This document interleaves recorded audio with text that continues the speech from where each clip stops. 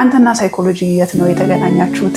ባለፈው አንድ ስብሰባ ላይ ስታወራ ሰምቻለሁ፣ ግን ለማያውቀው ሰው ያንተ ወደ ሳይኮሎጂ መምጣት ምን ይመስላል?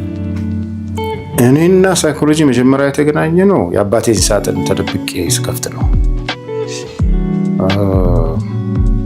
ከብዙ ጊዜ በኋላ አውቆ እንዳደረገው ይነግረኝ ነበር አባቴና አንድ ሳጥን አሮጌ ሳጥን ነበረች ቤት ውስጥ የሱ ሳጥን ነች እና ወረቀቶች ምናልባት አንድ 10 እንደዚህ የሚሆኑ መጽሐፍት፣ የስቴፕለር ሽቦ፣ ያለቀ እስክሪብቶ፣ አግራፍ እንደዚህ ያሉባት ሳጥን ነች። የሱ ፋይሎች እንደዚህ ያሉባት ናትና ትቆለፋለች ሁሉ ጊዜ። ቤተሰብ ወደ ገጠር ዓመት በዓል ሲሄድ ወይም ሌላ ቦታ ሲሄድ አንዱ ስራዬ ቤት ጠብቃለሁ ብዬ መቅረት ነው። ሆን ብለህ? አዎ። ቀርና ያችን ሳጥን በጥበብ ከፍታታለሁ እና አጠናታለሁ።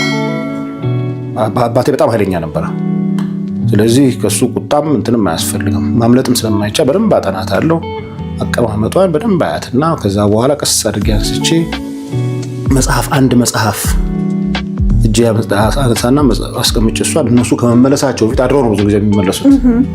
ያ መጽሐፍ ጨርሳለሁ፣ መዛለሁ፣ ያን መጽሐፍ ጨርሳለሁ እና በአንዱ የስርቆት አጋጣሚ የተቀደሰ ስርቆት ነው ብለው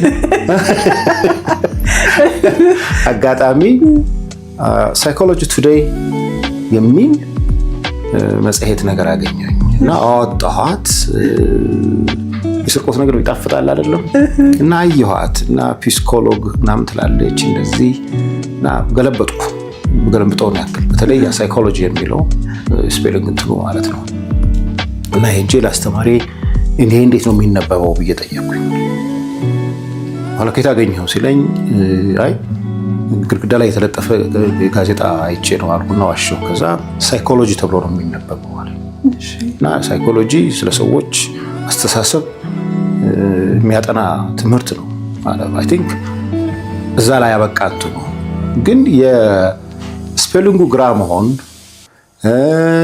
እና እንግዲህ አነበብኩት ልሽ አልችልም። በቃ አገላብጬ ነው የመለስኳት። ያችን እንደ ቢጫ ነገር ትመስለኛለች አሁን የሳስበውና የዛኔ ነው የተጫረው ይመስለኛል።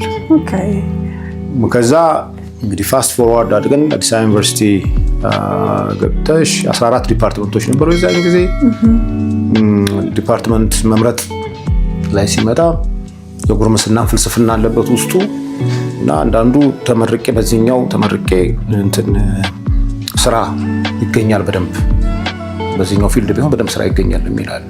ይሄኛው ፊልድ ቢሆን ስራ ይገኛል ክብር የሚያሰጣል ህግ ለምሳሌ ታጠኝ የሚል ነገር እና እሰማለሁ። ያ ምርጫ እኔንም እንደሚመለከተኝ አውቃለሁ። እና በመካከሉ ከአባቴ መልእክት ደረሰኝ። እኔ ፈቃድ ህግ ብታጠና ነው የሚል እሱ እኔ ህፃን ሆኜ ወጣትነት ዘመኑ በፍትህ እጦት ብዙ ተንገላቶ ስለነበረ ምኞቱ ልጁ ህግ ተምሮ ፍትህን እንትን እንዲያደርግ እንደሆነ ይገባኛል። እኔ ግን 2 ፈተናዎች ነበሩበት። አንደኛ ነገር 5 ዓመት ነው የትምህርት ልሽ አንድም እንድንተጋ የሚያደርገን ድህነት ከኋላችን እንደ ክፉ ተርበ እየተከተለ እየጮህብን ስለሆነ 5 ዓመት መቆየት አስቸጋሪ ነገር ነው። አንድም የሚከብድ መስሎ ተሰማኝ። መጨናነቅ አልፈለኩም።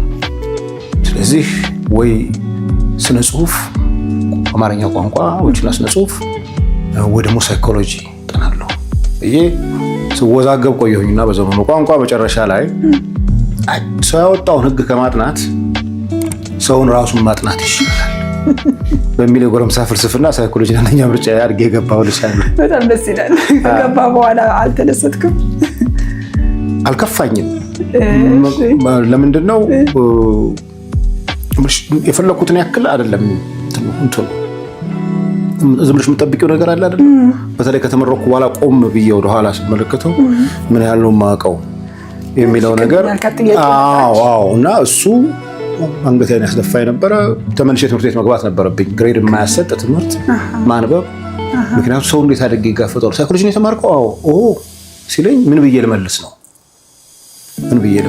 ተቀባሽ እዛ ላይ ቁጭ ብዬ መቼስ ስለማላውቀው ነገር እያብራራሁ በዘመኑ እንደሚደረገው መኖር አልፈለኩም።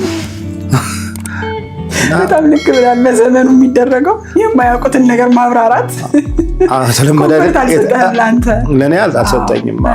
ስለዚህ ያው ሪሌቲቭ ነው ሁሉ ጊዜ ቢሆን በጣም ደስቼ ተደሰትኩኝ፣ ተፈነጠኩኝ። የውስጤን መሻት በሙሉ አገኘሁበት ልልሽ አልችልም። አይ ቲንክ ማንኛውም የትምህርት እንትን ያደረግ አይችልም። ያዘጋጅሻል። በደንብ አዘጋጅቶኛል፣ በደንብ ቃኝቶኛል ብዬ አስባለሁ። በነገራችን ላይ ሰብስክራይብ ሳታደርጉ እየተመለከታችሁ ከሆነ ሰብስክራይብ አድርጉ።